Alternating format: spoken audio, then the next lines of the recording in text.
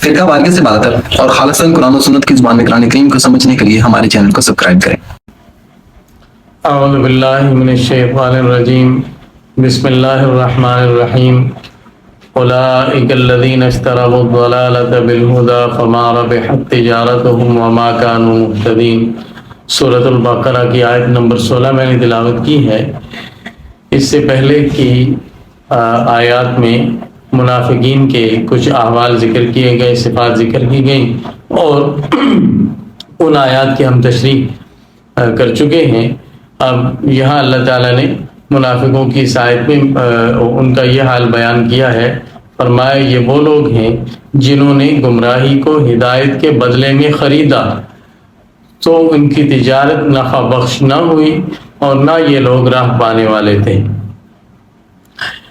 منافقین وہ لوگ ہیں جنہوں نے اسلام کو بھی کچھ پہچانا، اسلام کو قریب سے دیکھا، اس کا ذائقہ چکھا، اور کفر میں تو یہ پہلے ہی سے مبتلا تھے، یعنی کفر و اسلام دونوں کا تعارف انہیں حاصل ہوا۔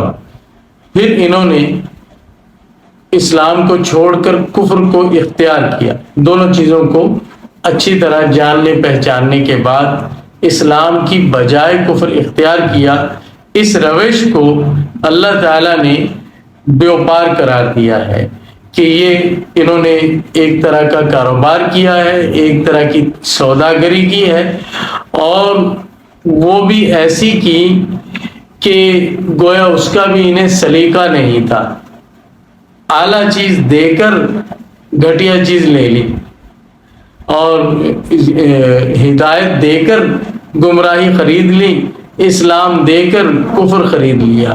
یعنی ان کی حماقت کو اللہ تعالیٰ نے واضح کیا ہے کہ انہوں نے تجارت بھی کی تو کیسی کی، سودا بھی کیا تو کیسا خسارے کا کیا، کہ انہوں نے گمراہی ہدایت کے بدلے میں گمراہی کو خرید لیا اور اس کو اختیار کر لیا۔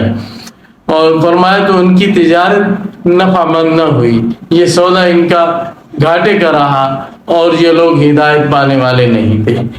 اگلی دو آیتوں میں اللہ تعالیٰ نے منافقوں کی دو مثالیں ذکر کی ہیں، اب ہم وہ پڑھتے ہیں۔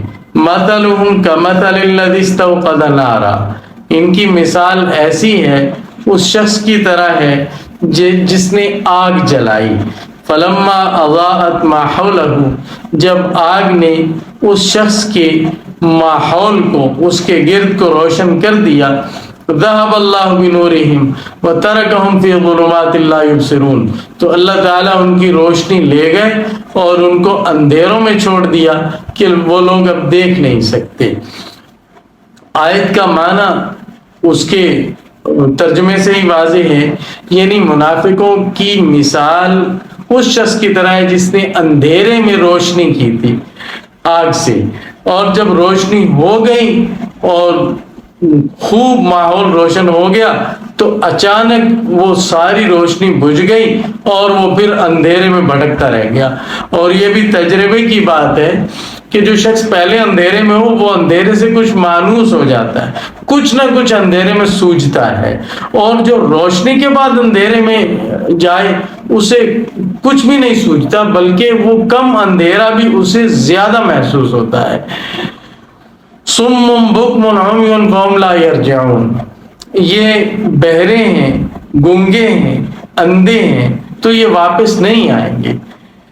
جو شخص سنتا ہو دیکھتا نہ ہو اسے آواز دے کر پکارا جا سکتا ہے، جو سنتا نہ ہو دیکھتا ہو صرف اسے اشارے سے بلایا جا سکتا ہے، لیکن جو اندھا بھی ہو، بہرا بھی ہو اور خود بول بھی نہ سکتا ہو، اس شخص کو راستہ کیسے سمجھایا جا سکتا ہے؟ اس کو اگر وہ دور جا رہا ہے تو اگر کسی گڑھے میں گر رہا ہے تو اس کو بچانے کی کوئی صورت نہیں ہے، نہ وہ آواز سنے گا، نہ دیکھے گا، اور نہ خود بول کر کسی کو اپنی مدد کے لیے پکار سکتا ہے۔ تو ایسا شخص کیوں کر وہ بچ سکتا ہے ہلاکت اور تباہی سے؟ منافقوں کا یہ حال اللہ تعالیٰ نے اس آیت میں ذکر کیا۔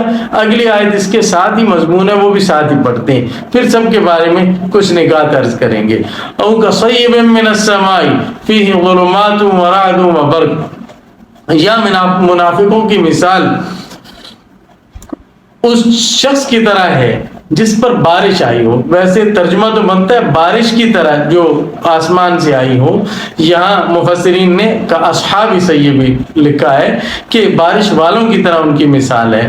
بار کیا مزید تشریح کی کرتے ہیں، پہلے ترجمہ دیکھ لیں. یا بارش کی طرح مثال ہے جو آسمان سے ہو. یہ قرآن کا محاورہ ہے عربی کا کہ آسمان کا لفظ اوپر کے لیے بولا جاتا ہے. کبھی آسمان مراد ہوتا ہے اور کبھی آسمان مراد نہیں ہوتا.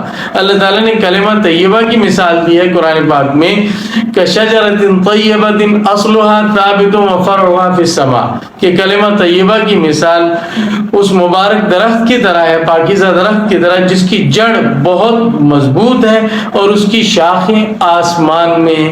آسمان سے مراد بلندی ہے. حدیث کی تصریح کے مطابق یہ کھجور کا درخت ہے. اب ہر شخص جانتا ہے کہ کھجور کے درخت کی شاخیں آسمان میں نہیں ہوتی بلکہ وہ بلندی میں ہوتی ہیں. اور قرآن کریم میں ایک جگہ چھت کو بھی آسمان کہا گیا ہے.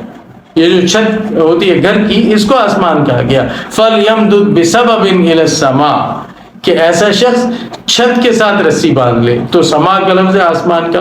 تو سما عربی محاورے میں آسمان کے لیے بولا جاتا ہے. یہاں ایک نقطہ اچھی طرح ذہن نشین کر لینا چاہیے کہ قرآن کریم محاورے پر اترا ہے، عربوں کے محاورے پر اترا ہے. یہ منطق کے دلائل پر نہیں اترا. اس کو کوئی اس کی عبارتوں کو پرکھنے لگے منطقی نتیجوں کے ساتھ، وہ نہیں. قرآن پاک عربی محاورے پر اترا ہے. تو اب کوئی کہے کہ بارش تو آسمان سے نہیں ہوتی، بارش تو بادلوں سے ہوتی ہے، تو قرآن پاک کہہ رہا ہے آسمان سے بارش ہوتی ہے، تو یہ اعتراض فضول ہے اور بے بنیاد ہے. اور اس کی وجہ یہی ہے کہ یہ عربی محاورے کی بات ہے. وہاں آسمان سے کہا جاتا ہے آسمان سے پانی برسا، مراد یہ کہ اوپر سے برسا. خیر، فرمایا بارش کی طرح جو آسمان سے ہو، فی ظلمات، اس میں اندھیرے ہیں، براق اور بادل کی گرج ہے، وبرق اور بجلی ہے. یجعلون اصابعهم فی آذانہم من الصواعق حذر الموت، یہ اپنی انگلیاں اپنے کانوں میں کر لیتے ہیں کڑک سے، موت کے ڈر سے. یعنی جب بجلی کڑکتی ہے تو اس کی خوفناک آواز کو برداشت نہیں کر سکتے اور مرنے کا ڈر ہے تو وہ اپنے کانوں میں انگلیاں دے لیتے ہیں. واللہ محیط بالکافرین، اور اللہ تعالیٰ کافروں کو گھیرے ہوئے ہیں. یکاد البرق یخطف ابصارہم، قریب ہے کہ بجلی ان کی آنکھوں کو اچک لے. یعنی اس کی چمک ایسی ہو کہ نگاہوں کو خیرہ کر دیتی ہے، اور قریب ہے کہ بینائی ہی لے جائے. کلما اضاء لهم مشوا فیہ، جب بھی وہ بجلی ان کے لیے کچھ روشنی کرتی ہے تو اس میں چلتے ہیں.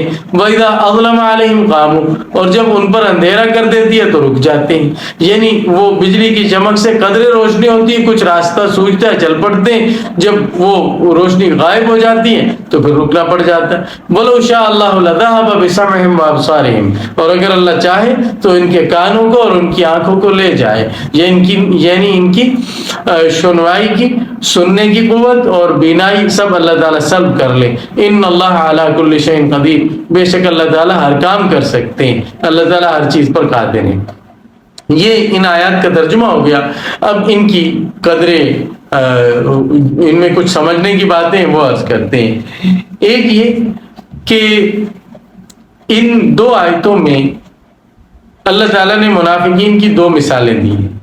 ایک مثال کہ کسی شخص نے آگ روشن کی تھی اور روشنی ہو گئی تھی، پھر وہ بجھ گئی اور وہ اندھیرے میں رہ گئے.